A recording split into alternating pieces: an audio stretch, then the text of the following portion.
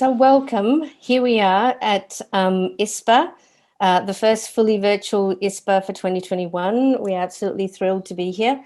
My name is Magdalena Moreno Mujica, and I'm the Executive Director of IFACCA, the International Federation of Arts Councils and Culture Agencies.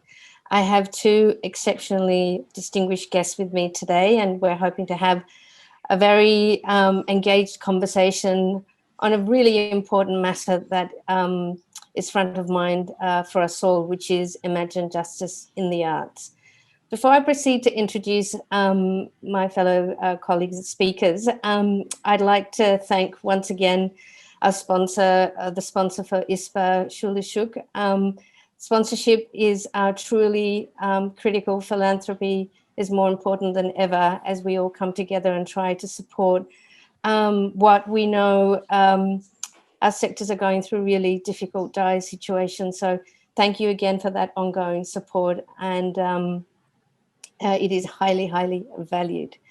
So I would like to proceed to introduce our two guests. So Marc Joseph, who is the Vice President and the Artistic Director of the Social Impact Section of the Kennedy Center for the Arts.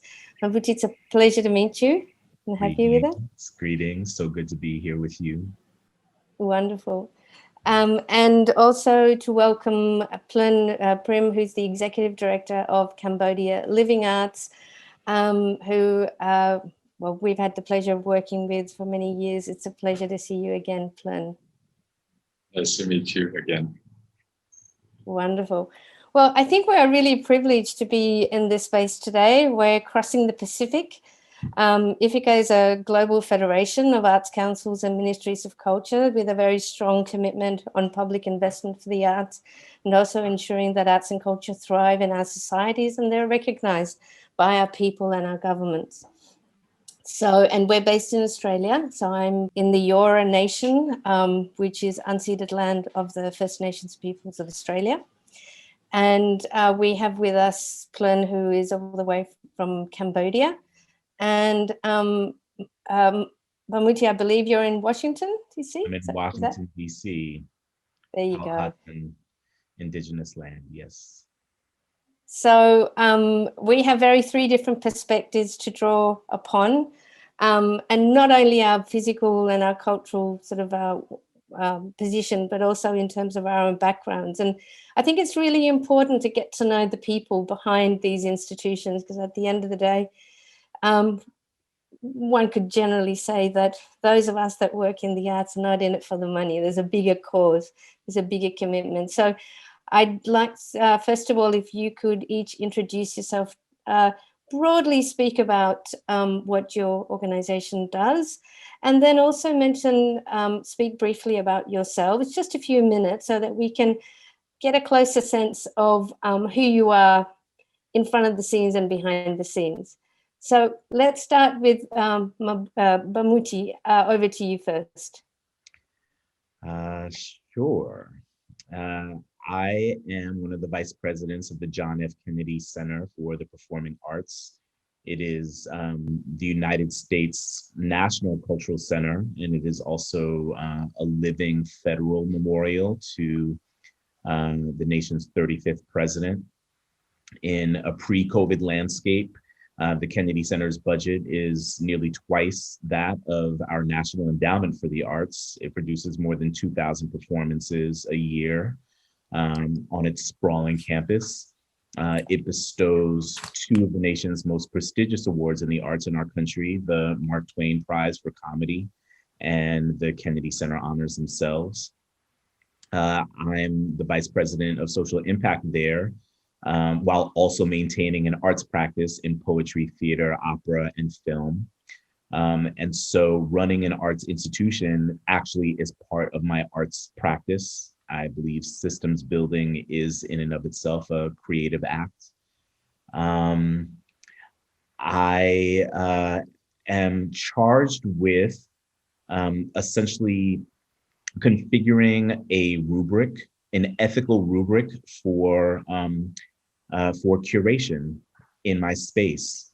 There are people at my institution that curate dance. There are people at my institution that curate theater and opera, and I curate community, which generally moves from an impact and empowerment lens.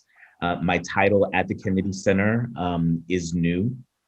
The person that held this seat before me was the Vice President of Community Engagement. I made sure that we transitioned out of that paradigm, because I think for many arts institutions in the States, community engagement is inclined towards or tends to mean kind of cursory engagement with folks who don't traditionally buy tickets, folks who aren't donors or subscribers or board members. And so here's some free stuff for everybody else. I'm not about that life. My ancestors would not let me be about that life. And the people that I love dearest, the personal stakes for me are such that we had to switch the paradigm in my institutional home. I'm proud to work in a way where I use the arts for non-arts outcomes. I think very specifically at the Kennedy Center about racism as a systemic reality in the country, and therefore moving in such a way where we think about anti-racist action systemically as well. I talk about being of the privileged and also of the hunted, and I take the personal stakes of justice work and impact work into my institutional responsibilities at one of the nation's most prestigious cultural centers. And I think I'll leave it there by means of introduction. Thank you very much, Bamuthi. So many layers that I can already see and understand why ISPA thought of you to be on this panel. A very powerful intro, so thank you. And we will come back and pick up on a lot of those threads. Phloeun, over to you. Tell us about Cambodia Living Arts and tell us about yourself as well. Thank you, Magdalena, and thank you for everyone who's listening right now. So Cambodian Living Art is a non-for-profit organization set up 21 years ago. So what's exciting is we're starting kind of our next decade after real like intense work for the past 2 decades. How maybe to share and explain about what we're doing is I think the organizations really came at a time where Cambodia was trying to recover from the genocide of the 70s. And what was really essential is the rebuilding and of the country in many layers. And a lot of international AIDS agency came to Cambodia to support the reconstruction of Cambodia. We were set up by our founder, Arn Chonpon, who was an artist, but somehow like a humanitarian person who really felt that the essence of that rebuilding needed also to connect with arts and culture. And the reason why is because in the 70s, during the repressions and the killing of the Khmer Rouge regime, they specifically targeted intellectual and artists. And so we essentially lost a generation of artists. And I think what's really nice is I think the Cambodian people never lost the artistry of what made the identity of Cambodia. And so the organization started by finding masters, survivor of the genocide, and teaching simply in the same traditional way those oral traditions that needed to be passed on. And that was really our focus on the first decade of the work. So restoring and transmitting oral traditions that was about to be lost. And by doing that reconnection and transmissions, what we saw really on the last decade of work, the importance of then supporting the new generations of artists that is emerging from this more peaceful time, and how do we support them to create, to innovate, to express. So I think it's been kind of 2 decades of one with the traditions and the restoration of these traditions, and then the second is really kind of pushing and supporting emerging artists and cultural leaders to do their work. So and recently, the last 3 years, we, from kind of the Cambodia work, we have extended our work within the region. So we've launched a sister organization called the Mekong Cultural Hub, which is a platform to connect artists and cultural leaders within the Mekong region, so all the neighboring country of Cambodia. And I think what's really interesting is also from kind of a national perspective, the need of more regional understanding, regional engagement have seen as a priority for us. And a little bit about myself is I am obviously Cambodian. I've been very fortunate that during just toward the end of the Khmer Rouge regime, I was born during the genocide, but left at the age of 3 and immigrated to Canada. But I came back 22 years ago, so probably spent half of my life abroad and half of my life back in Cambodia doing the work that I'm doing. Thank you very much, Phloeun. To level the playing field, I should also talk a little bit about myself, so that we're. Yes, so I'm Chilean, and I was born in 1973, 6 months before the dictatorship occurred in Chile. I initially stayed in Chile and then eventually traveled overseas with my parents, and have had the privilege and the responsibility. So I take on board very much what Bamuthi says of this sense of what being aware of that privilege and that weight that we carry associated to it. To have had the experience to engage with other cultures and live in other countries, and I have had an opportunity to return to my country and live there and work for the arts. And now I find myself working in this global federation. And my background is that my first training was as a visual artist. So I think there is also, and I do believe that policy work is also a creative practice.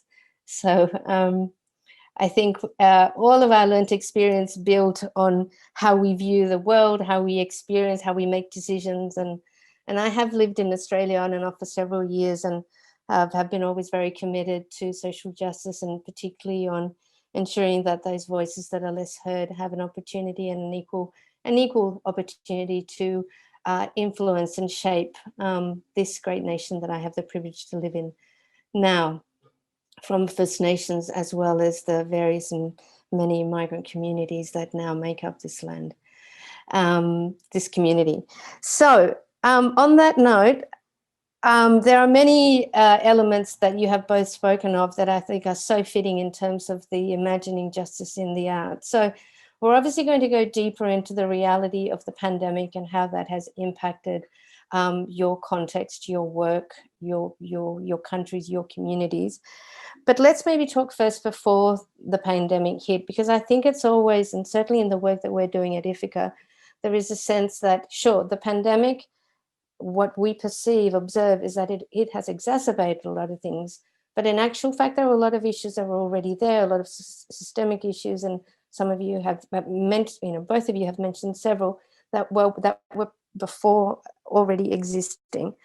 So I think maybe let's maybe talk about first around curating communities, because I thought that concept that which you mentioned, I thought was quite interesting, and also that power dynamic of what curating or beyond engagement with community looks like, and then connecting that to the Cambodian context and how you've gone through the process of empowering the Cambodian community, knowing the level of pain and suffering that occurred during so many years, and that sort of reconciliation and what that has meant in terms of, again, empowering community and curating and working with community, to it not be seen as this sort of passive recipient of what is happening, but actually an active participant and developer of content, I guess. So just throwing some ideas out there, but maybe if you could talk about, because you were very clear around the community engagement and then moving into social impact, how maybe a first question is, how do you see that, how have we gotten it so wrong, and where do you see the ways in which we can start getting it right, or maybe talk us through that? All right. Off you go. Okay. We're in your hands. I just have to laugh at the question, what have we gotten wrong? Yeah, well, exactly. We're four score and 7 years ago. Okay, so yeah.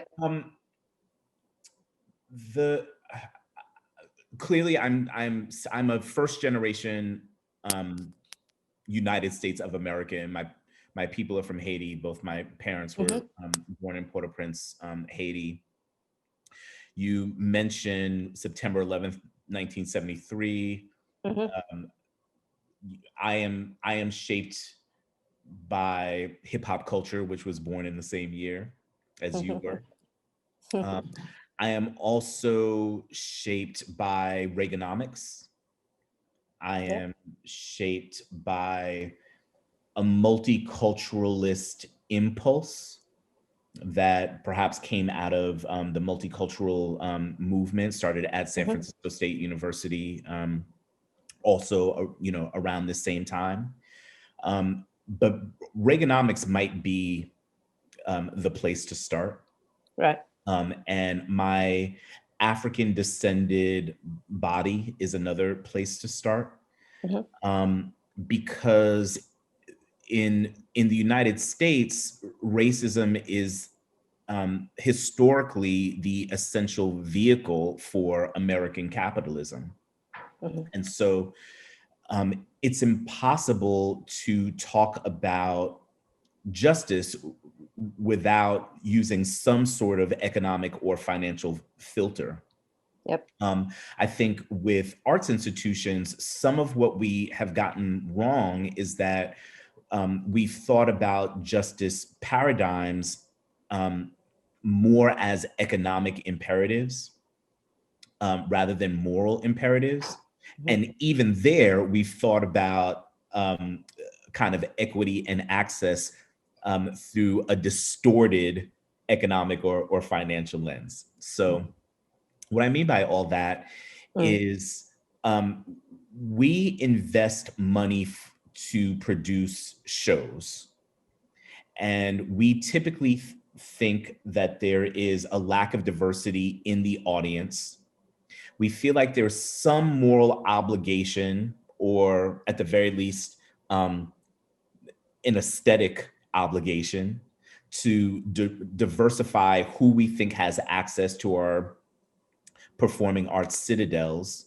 And we try to right size equity in the audience or equity in reach, generally coming from a good place, but not really knowing how to reconstitute all the historical elements that I just described. And so, Reaganomics and the idea of trickle-down economics, unfortunately, has been transposed in the cultural sector to a kind of culturenomics, where we think that maybe if we provide discounted or free access to the culture that we have, somehow will level the playing field. The general problem is that folks in historically marginalized communities, generally speaking, could care less about the culture that is preserved in these performing arts citadels, because we are making culture ourselves. We have all the culture that we want or need. Of course, there should be access to all kinds, but that's not actually the need if we're going to create systemic allyship, which I think is what cultural centers actually want to do. Um, so taking all those factors into account, the cultural center, moving to an empowerment paradigm at the cultural center means the cultural institution rethinks about its role in the broader community. The cultural center isn't a place for people to come to. It is an engine or an incubator to make culture that wants to promulgate and propagate as much power and access for as many different communities as possible. So my role at the Kennedy Center isn't to like create access to shows. My role at the Kennedy Center is to identify the resource that's available to me and to think about cultural leaders in my region, in my community, across the country, and to redistribute or to distribute resources to them to do the cultural work where they are as much as possible. So in essence, the institution is an instrument for the redistribution of material. It's not a place that gets to sit on a hill externally from kind of all the cultural mess that that lives beneath. Our role is to think about power and to think about culture as a lever for power, and resource as an instrumentation for power distribution. So my role is to curate the community leaders that can make best use of those kinds of resources and ask them to serve as ambassadors in a culture of invitation, where other folks that they represent, constituents in their lines of work, in their disciplines, also feel like they have a home, not in access to external power, but access to the kinds of resources where they can cultivate their own social, creative, and aesthetic ambitions. I mean, that sounds incredible. Yeah.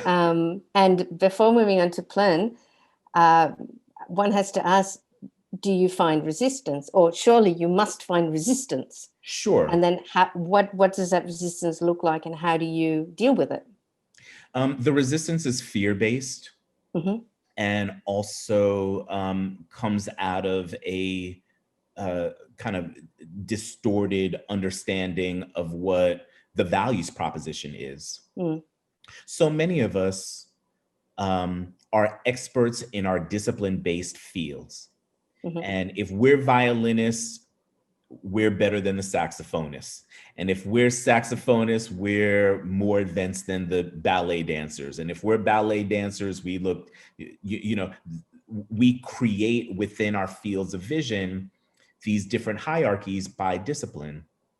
And surely, as arts administrators generally, we recognize the beauty, the majesty, and the supremacy of the arts writ large. And our business models are such that that excellence, the notion of the aesthetic sublime, is the magnet, is the black hole that draws people in. And that in and of itself has such currency that folks should be clamoring to come within our walls. For those of us who have either grown up or are currently in situations where we are either systemically disadvantaged or actively discriminated against, that values proposition doesn't necessarily work for us. For those of us that work in these institutions, that's all we've ever known. Yeah. So a lot of the resistance, you know, perhaps that I meet at an institution or at institutions that I've worked for is this like upending of value. This upending of currency. What do you mean the dance that I'm putting on isn't the thing that you want? You want to make your own dance? How does the dance that you want to make equate to the dance of this world-class choreographer that I've put on stage at a premium ticket. The other thing is, we have built our structural economy based on the paradigm that I just described. So the idea that you would invest in community, trading in essentially financial currency for social currency, also just is a distortion of how we historically have thought about the role of the arts and the role of performing arts centers. I'm making a long bet. This is a long con, that the investment in the moral economy has a return on investment in the structural economy of any arts institution. That takes vision. And so the other part of the resistance that I meet is just a lack of vision. We cannot see it. We haven't seen it, and we cannot see it. And therefore, we think that it is doomed to fail. The last thing is that historically, we have thought about communities, not relationships, which is to say, there are certain demographic communities that I holler at a particular time of the calendar year, and that is my relationship to them. It's episodic and transactional. So the other part of the resistance is actually trying to be in relationship with folks outside of my ordinary field of vision. How to sustain intimacy with strangers, at the institutional level, also adds to the fear. So while there's resistance, you can't stop progress. In this country, in the United States of America, a new majority is emerging. And for financial reasons, as well as ethical reasons, we have to figure out ways to tamp down the resistance, because honestly, the financial sustainability of our institutions, much like the democracy in the United States, is predicated on understanding that the country is evolving, and we either change with it or we get left. Thank you, Bamuthi. That's quite powerful stuff, and it's really interesting that you talk about the resistance and the assumption of what happens within these buildings, and this power dynamic, which is really interesting if you look at it from the experience of Cambodia Living Arts, because, correct me if I'm wrong, Phloeun, but it's almost like the inverse. It's going directly into community, and particularly with the vision of An Chong Pon, who, if I recall correctly, and I'll hand over to you, Phloeun, was one of the survivors during the Khmer Rouge that actually decided to heal through going back into community, as you were saying, and then building from the bottom up. So can you share with us, based also on what Bamuthi has shared in terms of the context of that power dynamic, and how you've seen and how Cambodia Living Arts has responded to this imbalance of power and the role of community in it? I think, like, I've been reflecting while Bamuthi was talking, and we don't have the economical advancement that the Western world have. So for us, culture is our life. It's the daily life, and then arts is an integral part of who we are, how we celebrate birth, how we honor death, how we look to the nature and the spirits around us. So everything really comes from the community, and I think like as I'm reflecting on what you said about like how we started this organization is we went back to the oral traditions that had existed before us centuries ago that had been transmitted through times and through generations. And what we did is just creating the right context, allowing the right context, the right way of having those master teaching that next generations. So everything feels much more organic in a way where when you start within your community, and we like to say, like, we started as a kind of a school without a wall because it was underneath the roof of a master, and basically he was teaching either his grandson or granddaughter or the kids in his community.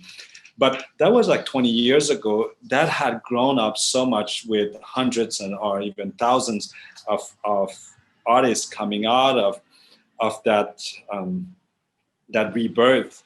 And I think that the question, as I think Bamuthi, you say, is because we don't have those. I like the term you use, citadel.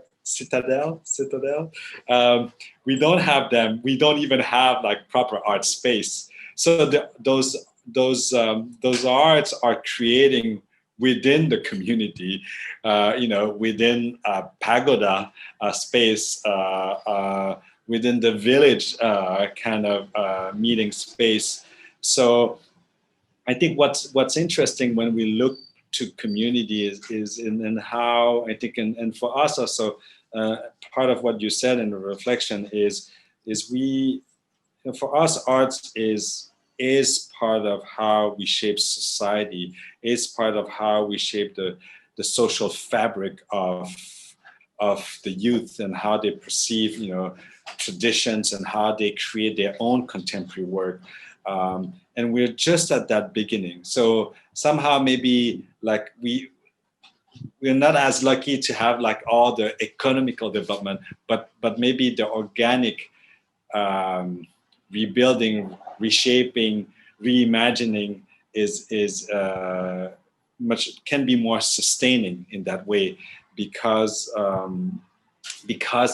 in fact we are putting the pillar and the foundations of what we are creating. So we don't have the roof yet, we don't have like the seats yet, but we're just shaping these pillar and foundations. And I think that's where I think it's like like you said, I think Magdalena is the other way around, and I think it's also partially what's happening not only for Cambodia but for Southeast Asia. So I guess other part of the world, in Africa and in the Middle East, I think there are, and even in South America, I've been to Colombia, and to see what's happening is really interesting. What's interesting also is, like you said, Bamuthi and Magdalena, and like this is another way for me to reflect is what we're living is also part of our history, and everything. There was a big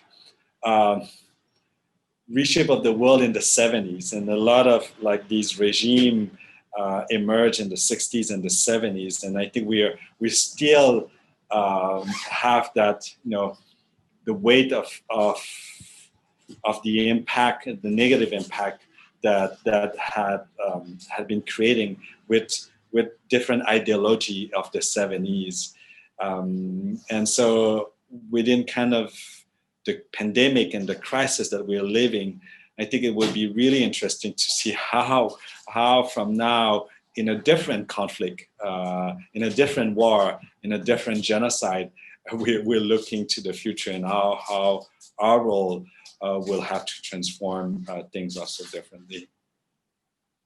Well, definitely, that is a perfect segue to maybe start talking about what is happening right now. I wanted, before moving on, I just wanted to touch on this notion of cultural leadership, because Bamuthi, you've already touched on it, and I know that Cambodia Living Arts has been doing a lot of work.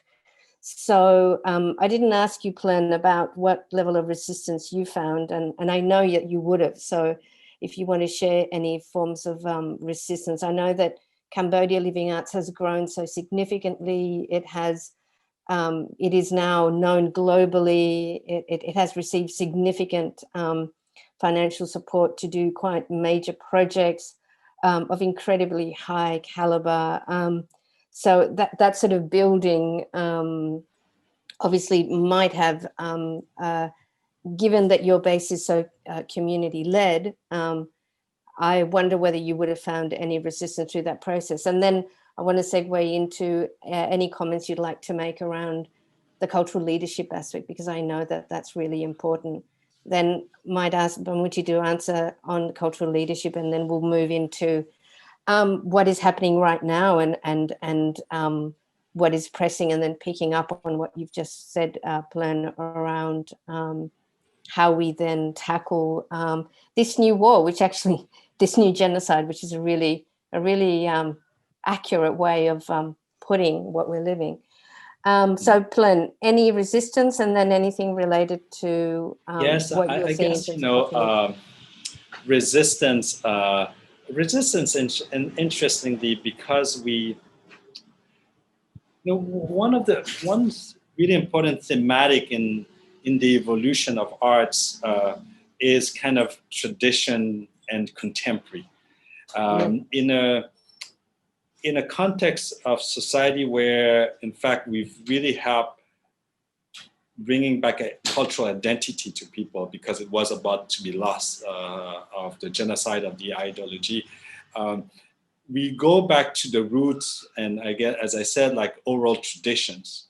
But as an organization, we also is really open for all kind of new expressions that come from roots and traditions, or that is also from the contemporary context that they're living. So resistance started even from kind of the masters themselves, like how, because you are about to lose something, they want to retain and make sure that it is shaped identically on the way they've learned it. And so this is a form of resistance, is also like trying to dictate some form of artistic expression that is kind of about the past or the history of the traditions. And in the same time, at the policy level, it's often the case with government where, to keep those traditions intact is essential. And so the idea of conservation is stronger than the idea of allowing expressions. And so I think for me, the form of resistance had been kind of even inside the community and at the policy level, about how we see the role of arts, how we see the role of youth and expressions, and how you define identity. So I think that's the first part of your questions.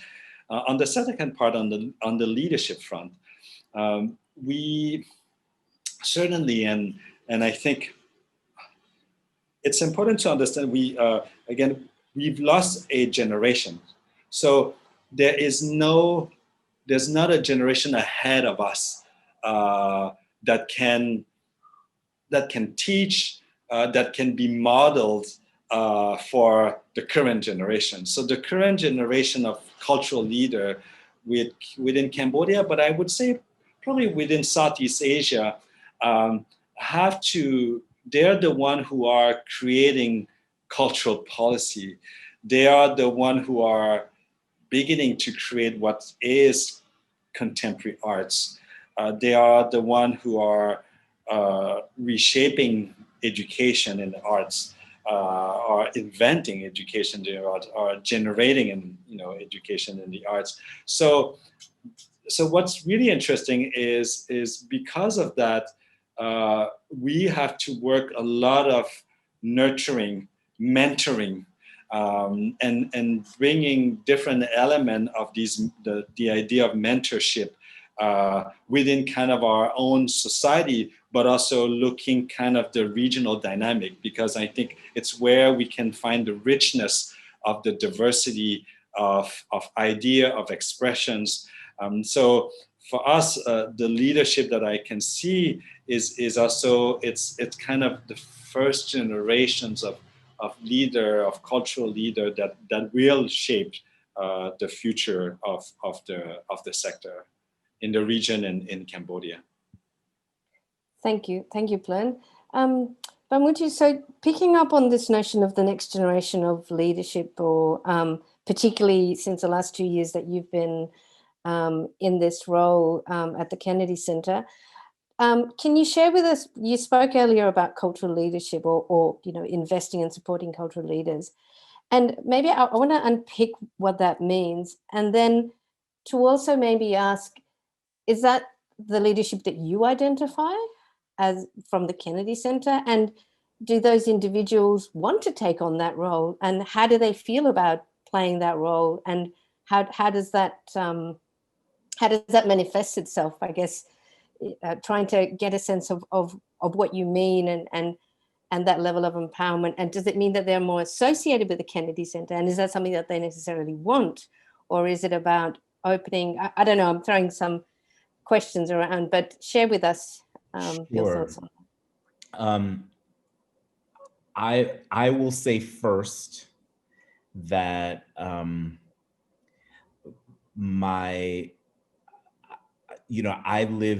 I live in a country where there has been a stunning lack of vision coming from the highest office in the land.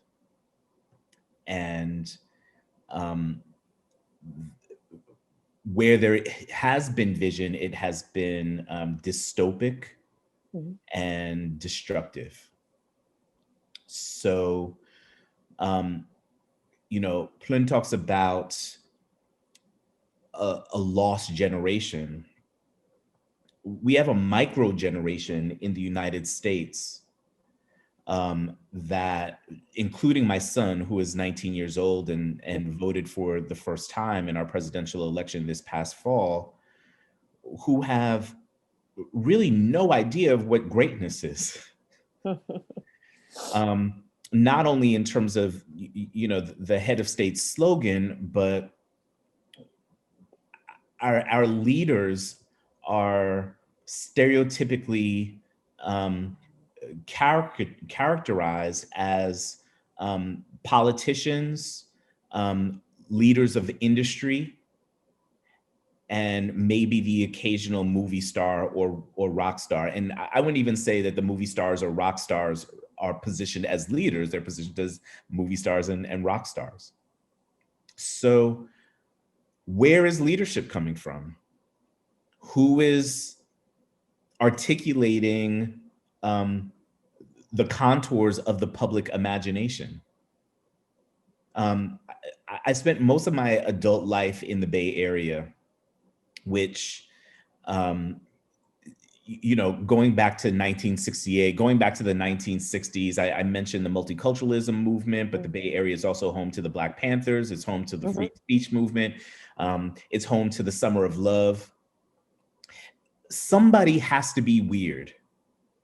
Somebody has to set the edge, culturally, morally, ethically. Somebody has to set the horizon for a community, for a nation. We have some level of that horizon setting also in the Bay Area in the form of Silicon Valley. But those leaders are making products for transaction that make it a little easier to share pictures and get food delivered, which is important, but it is not a social vision. So if not from the head of state, and if not from leaders of industry, and if not from more kind of commercially viable and script-based artists, then I think creative intellect has to be positioned within our broader understanding of what leadership means. The economists, in a chamber of commerce, will talk about a cross-sector way of approaching economy. People all over the world are talking about public health. Not enough people are talking about public healing, which is a process that cannot be led by bureaucrats. Again, this I think is where artists have to live right now, in this moment, coming out of this dystopic and destructive time in our country. Somebody has to speak for hope. Somebody has to generate hope. And I believe in a paradigm that aligns, if not artists, at the very least, artistic thinking and creative intellect in leadership positions to advance us out of, the cultural, economic, and kind of political erosion that has transpired over the last few years. Now, is it fully mine to say, or is it fully the Kennedy Center's to say, or or the Metropolitan Opera, or La Peña in Berkeley, or the Museum of Contemporary Art in Chicago? No, it's not. It's not for any one institution to name or claim or to author what that leadership looks like. But I do believe that arts institutions have to think not just in terms of cultural products, or specifically in the case of the performing arts, because we have been robbed of our transactional economy, the proscenium space cannot be the beating heart of why we have these institutions. We have to think about ourselves in broader ways. And part of that expanse, part of that landscape, this expanded mandate is about recognizing creative intellect to be deployed to do something more than write an opera or sing a song. Take that same intellect and use it for cultural advancement. And that's what I mean by cultural leadership. Yep. Thank you for that. At the, I will be chairing another session, which is very, which will cover more or less similar themes to this one, and interviewing some artists. And from background, I know that burnout and during the pandemic has been a really big thing that has affected those artists and a whole range of, well, globally. So I guess I absolutely agree and take on board what you're saying, Bamuthi, and also what you're saying, Phloeun, in terms of making that investment isn't the right word, but recognize and ensuring that deployment happens. I guess as cultural institutions, how do you do that? How do you enable? How do you support that? Recognizing that there is the economic factor around, people needing remuneration, people needing food on the table, and the informality of what the sector is living through right now with the lack of, in many countries, the lack of employment benefits and safety nets has made it even more precarious than it was before the pandemic. So I guess, as a artist in your countries, in any of our countries, could say, all right, well, then what is your cultural institution going to do to help sustain this? So let's maybe talk about that, because I completely agree that needs to happen, but how can that be sustained? And I think that's part of the imagining the justice in the arts and how we move forward and sort of, so who would like to respond to that first? Either of you? Phloeun, do you have any thoughts? The question of sustainability is always the kind of main question. So I think we probably should stop asking ourselves that question almost, because we will always ask ourselves how we sustain. I think the way I looked at it is and we know artists throughout times have endured very difficult ways of living, and sadly I think it's just the context of who and how they are.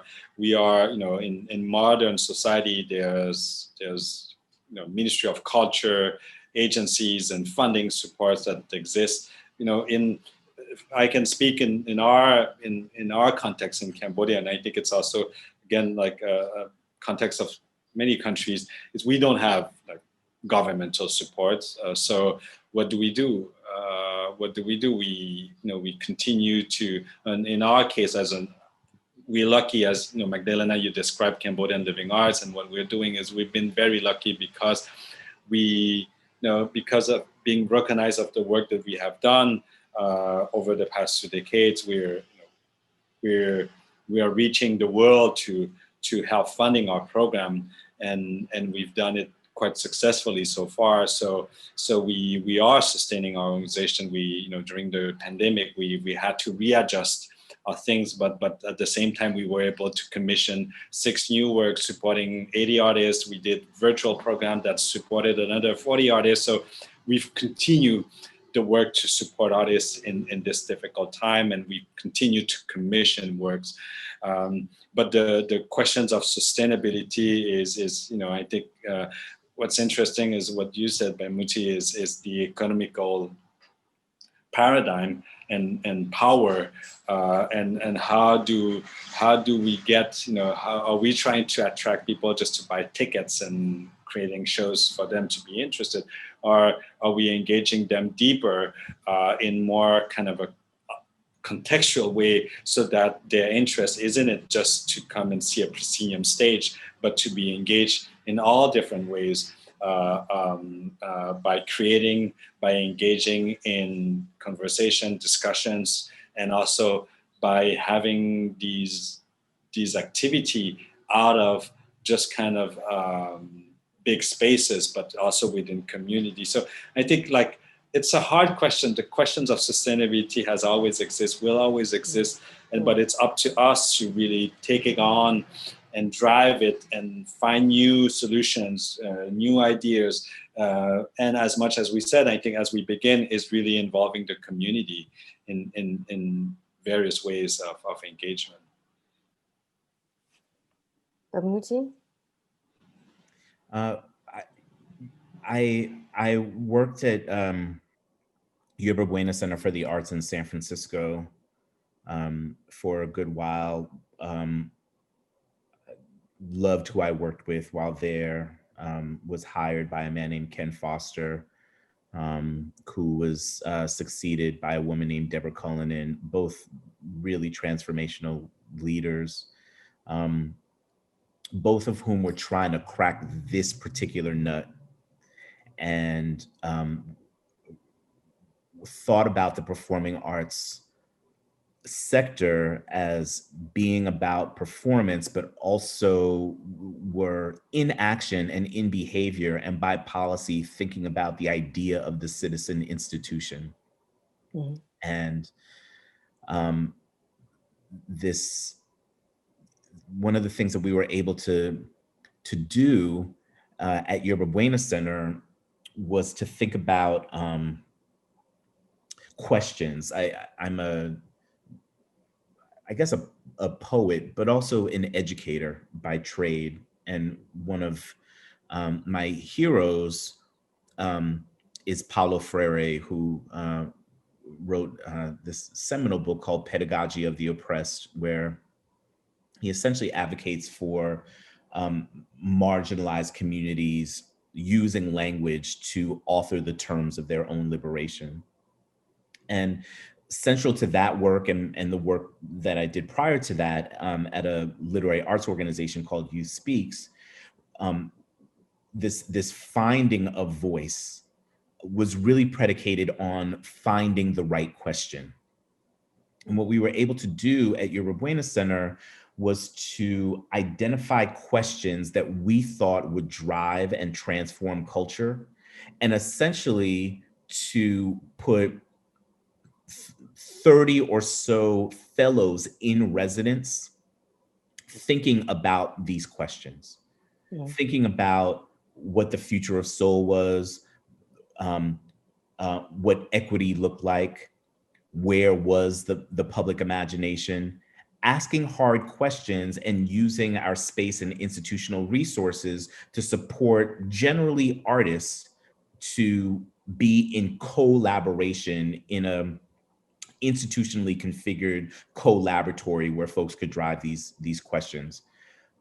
From a sustainability standpoint, doing these programs essentially was the equivalent of not doing a performance. So the dirty secret in most of our economies in terms of presenting is that it's very rare that we make money on any of our shows. We find all these ways to subsidize the shows through tickets, of course, and through foundation and philanthropy, and we find all these ways to support ourselves. But my CFO, very often wasn't really tripping on how much money we made. He was tripping on how much money we didn't lose, right? So what was the bottom line? Did we lose 5,000? Did we lose 10? Like what was the bottom line? And what I came to think was, we could have a relationship with 30 people for a year, serving as an incubator for local cultural production and productivity. And essentially, instead of thinking about losing financial resource, think about investing in cultural productivity among this cohort of folks. And instead of presenting this show for a weekend, we could have a year-long relationship with, with this dynamic team of folks. The impact on our bottom line was about the same. But the psychological perspective, and as I suggested earlier, the values proposition is what was radically different. So I'm not saying that like every institution in the country needs to do something like that. I'm not saying that we should do, bars in the public theater. I'm not saying that that's how we should transform our organizations. I am saying that as a percentage of what it is that we produce, we can do a lot supporting artists in non-performative capacities, while also being incubators for cultural productivity, while also impacting our local ecologies in terms of how we think about the deployment of artists, if we just shifted our perspective even a little bit. Would that sustain us over time? I don't know. But I think certainly in this pandemic moment, thinking about other ways we might deploy artistic activity or artistic intellect would be both sustainable or sustaining for the artists in our local ecology, as well as our own institutions. So I guess picking up on what both of you have said of how you respond during the pandemic, and it almost feels like if we were to steal the economic term of the return on investment, it is a return on investment. It's just that we've changed the terms of what that return and the length, the periodicity, I guess, of what that return on the investment is. I don't know what that would look like in the future, as you say, whether that would be sustained. But my very naive gut feeling is that you're going to likely have much more of an impact, and that will be sustained. Yes. So I guess, how do we define that return on investment? And certainly at IFACCA, we've moved from funding to investment to development. Yes. To ensuring, because it has, and there's a colleague that once said that in science, you don't purchase the product, you purchase the research, or you invest in the research. Yes. That's what we need to be looking at in arts and culture, to invest. Wait and see what happens at the other end, but the journey is absolutely critical. So I think that we need to play, maybe utilize at sometimes those terms, those economic terms that often play against us, to demonstrate other types of, as you say, Bamuthi, the value system and how you expand that way of engaging artists, and with also the ways that you've been doing it, Phloeun, during the pandemic, is really important. we're coming close to an end, and there are two things that I want to talk about before we end. And one of them is sort of very directly related, is around the social contract. Because I think that what we're living today in all different contexts, and whether it's the Black Lives Matter movement in the US that has had an impact, certainly had a huge impact in Australia with the First Nations and around the world, whether it's through other movements, Me Too, whether it's climate, whether it's conflict. So there are many that continue to sort of emerge and sort of remind us of these issues and how broken some of the social contracts seem to be in our nations.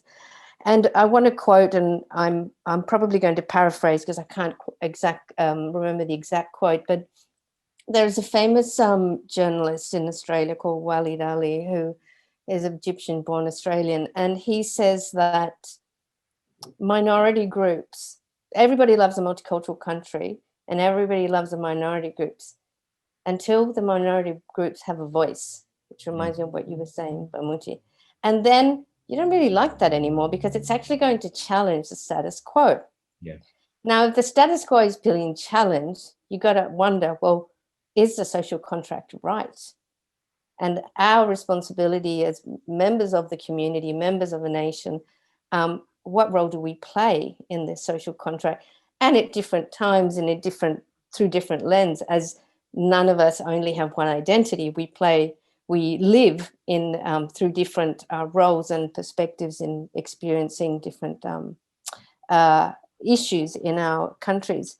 So I guess what I'd like to end is just to, on this, and then just one other question, is around this notion of the social contract, and where does the role of arts and culture, and in your eyes, your institution, what role can it play in, well, assuming that there is an issue or that social contract in your country is broken, what role do you believe your institution can play, and the role of arts and culture? We've touched on it, but if there's anything that comes to mind specifically on this, it would be really great to hear from both of you. So who would like to go first? The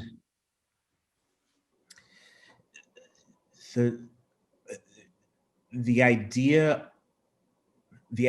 of the social contract itself is fascinating, because it speaks to however many proverbs in however many different nations that all have some maxim about, you know, the lion, you know, the lion never tells the story of the battle. You know, the prey never tells the story of the battle. There's always something about who writes our history. The victors generally, military victors generally write our history, and certainly in the United States, I learned history as a kind of litany of battles fought, won, lost, generally in a jingoistic way, battles won.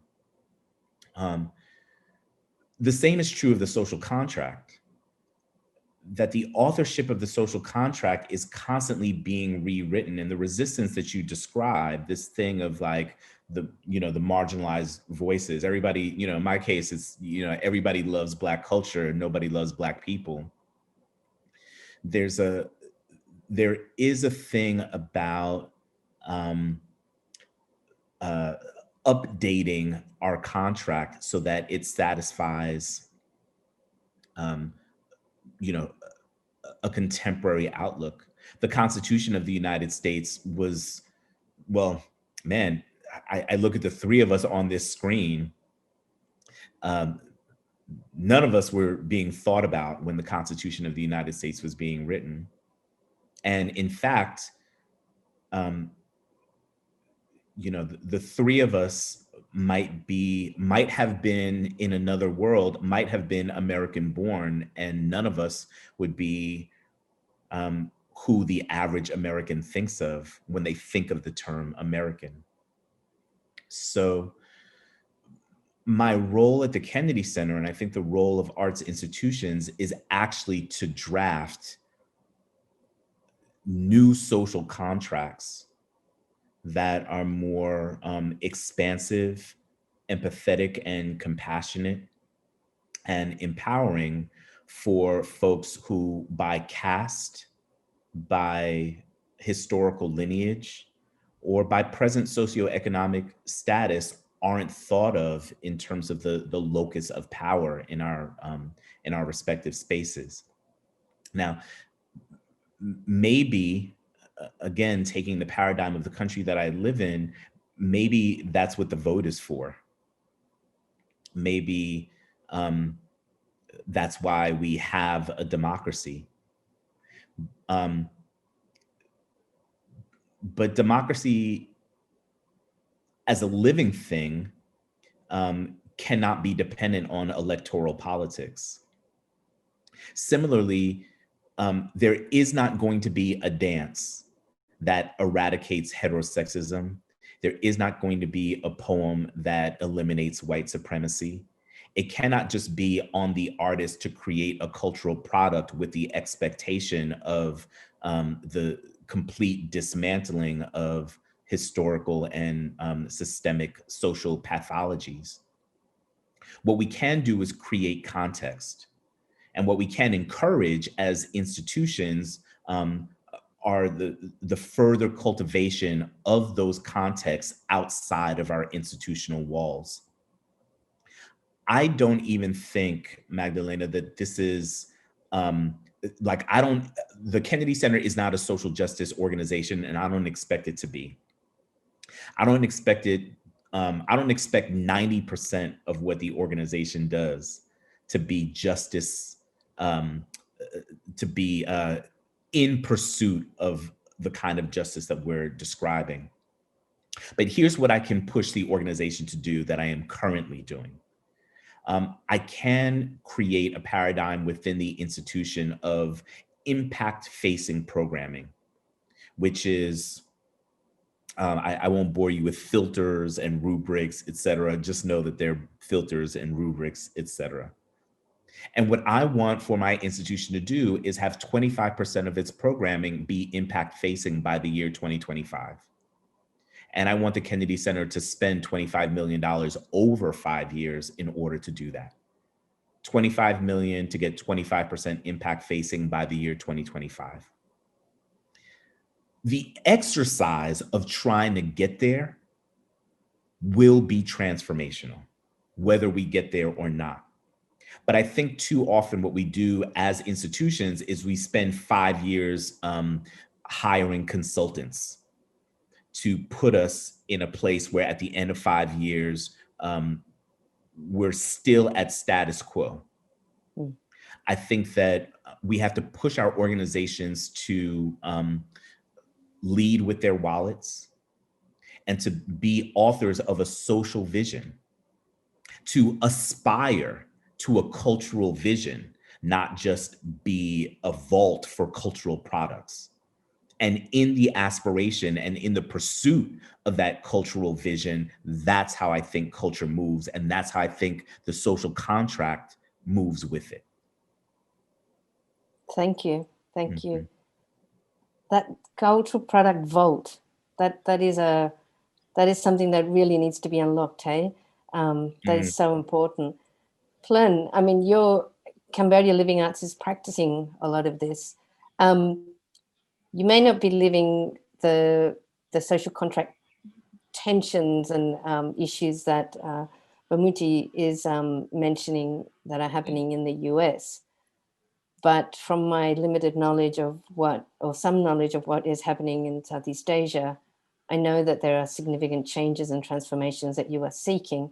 So how do you approach that sort of social contract or shifts in that contract, broadly speaking? I just want to check that you understand what I mean when I'm talking about social contracts. Yep. Yeah. Okay. Well, I think I'm picking up what Bamuthi is saying about creating the context. I like that way of thinking. Like when we look to, in fact, when you send me some of these questions, I was looking at how to, as you said, like how to define like social contract within kind of my own community here. And one part is to say, well, we have such a past colonial history, and what is the result today. At the same time, like I can speak from a Buddhist perspective, because our country is mainly Buddhist. Is life is a circle. So what comes, goes, and come back and goes. So I think the approach is a little bit different in the sense where I think it's more important to understand the context that we're living in, and like to challenging it might be a way, but to go deeper to understand the context that we're living help us really moving forward with the right social contract, if you like to name it. So I'm more inclined to think that everything that we are doing through our work, and I take an example, we've just last September, so we just finished a cultural season, and it's a 3-year arc of thematic around identity. We started with the idea of exploring identity on the first year, and on our second year, so this year is about creating identity, and next year will be about expressing identity. But throughout that process of curating that thematic, this year commission was around like that idea of expressing identity, them and us, and how do we navigate like a changing, evolving society with minority group, with LGBT group, with all these differences that are coming up, and how do we perceive it, contextually. So a lot of these questions were brought forward through, the commission that artists created, but also all the contextual program discussions that were created around it. So I think for us is really like trying to understand as much as we can, because I don't think we are in this phase of challenging it. In fact, we are, and in our society, as I said, like I come back, and it's not an excuse, but within a kind of Buddhist society, the challenging is not important. It's what it is important. What is important is really to completely understand what we're living in, and then creating solutions, bringing ideas that makes us move forward. So yeah, you're right. I think, Magdalena, the term social contract is very difficult to, in fact, use it in my own personal context and in kind of the context where I'm living. But that would be my answer. Thank you. No. And I guess that is part of these sorts of conversations, to understand that we're living in very different contexts, such as the one of being at home and having a telephone ringing in the background, which is part of the nature of the way we're working these days. So we have absolutely come to the end. There's always something that I like to ask the speakers that I have an opportunity to moderate, when I have the opportunity to moderate a session, is that I'd like to ask each of you if you would like to give the other just some small reflection on what you've heard. You may not have been, I believe you have met before, and this is the first opportunity you've had to hear from each other. So it's always really insightful for all of us to hear, as you've been going through, as we've been having this fantastic conversation, and I wouldn't call it debate because we seem to be in agreement with a lot of it. We could have gone a lot deeper, but unfortunately time is against us, but we hope we'll have another time to do this again. But so I might hand over to Bamuthi. So if there was something that struck you from what Phloeun has said in terms of the work of Cambodia Living Arts, or anything that he said that is a takeaway for you, or that you'd like to reflect and share back to Phloeun, and then I'll ask Phloeun to do the same back to Bamuthi. There's no right or wrong answer. It's just really whatever comes naturally. Sure. I mean, I was struck by so many things. I'm living with I'm living with this notion of the circle. There's so many things, but one of the things that struck me as we were talking about community was your perspective on walls and the kind of segregation that does not seem to exist in terms of artistic production, like the means of the reason for art in your context as an instrument of ritual, as a means of marking time, to not have, and I think maybe this was in response to that comment about, you know, some artistic citadel, and you juxtapose the idea of the citadel to the idea of making within a pagoda, that these kinds of like markers of austerity that in my highfalutin arts institution, you know, I use. There was a really graceful, there was just a very graceful juxtaposition that you use in terms of like why we make art, why we do art, that I think is really critical for us to think about, and definitely is something that stuck with me, is less than a commerce driven thing. And the context of this conference is both ideas driven and also commerce driven, but being driven by a kind of grounding in life and relationship, is both very poetic and also very ambitious for me. So that's one of the things that I'd like to reflect back to you. Thank you, Bamuthi. Yeah. Well, for me, one of the things I really picked up on your words is that notion of public health and public healing,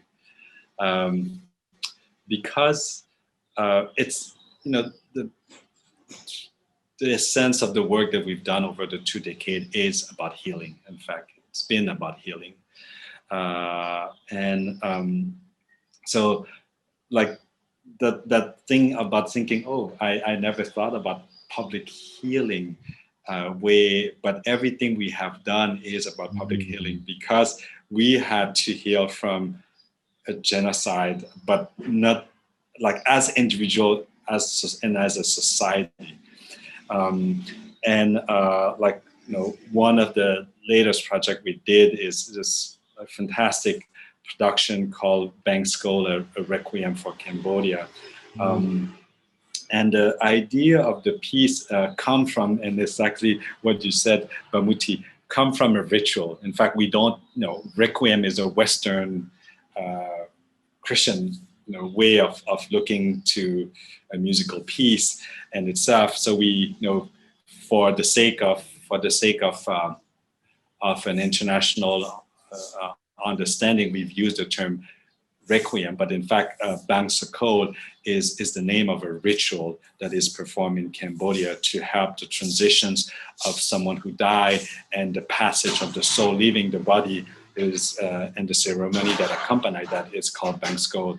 And I've been talking a lot about like as I see 2021 as the year of healing, because it's in many ways, it's not just healing from the pandemic, but it's healing from our own soul, our own struggles, and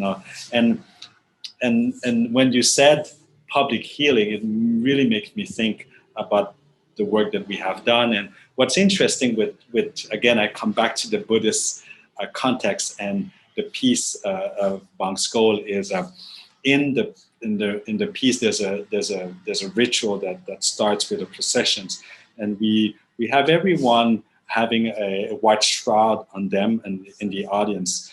And in fact, the ritual itself is also like the rebirth in a way, snakes and their skins when the skins peel off.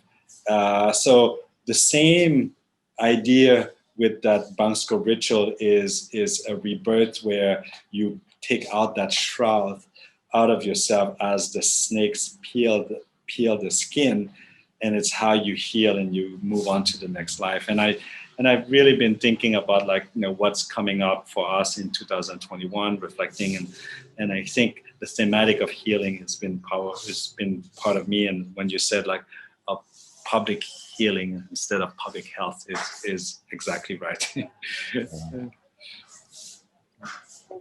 Thank you, Phloeun. Well, we have gone over time, I'm afraid, and there is just so much more that we could have continued to delve into.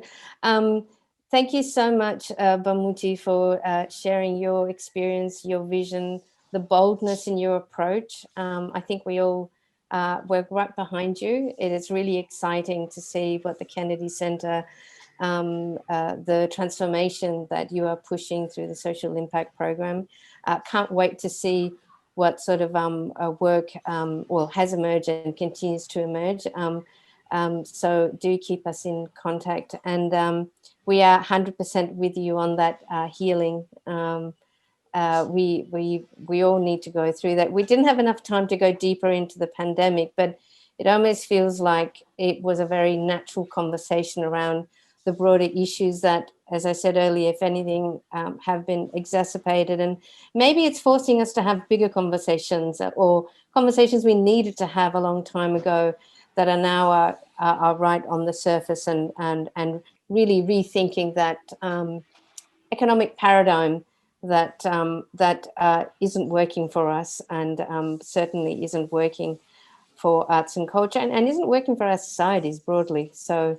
And Phloeun, thank you so much also for your time and the great work of Cambodia Living Arts. I think it's been such a wonderful journey, hearing such different contexts that you're both operating in, and both visions, and the generosity of your approach is really, truly appreciated.